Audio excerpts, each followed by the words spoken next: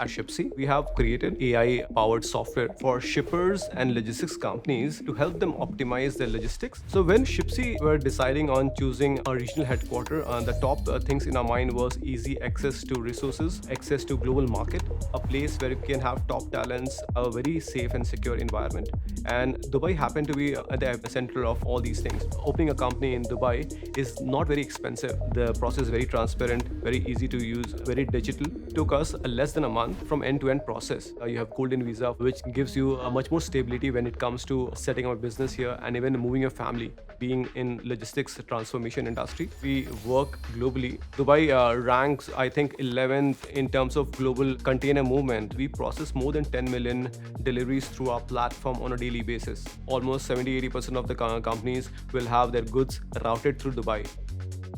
Dubai provides a gateway to a Western economy, which can help us get access to global market, which gives us access to invest and partner, but also help scale globally. Dubai has been investing a lot in terms of promoting the new age technology, AI, ML, or cryptocurrencies in cloud. They are investing heavily on the green energy, including the drone technology. So we have regulations here, which is much more forthcoming for these kind of technology to come in.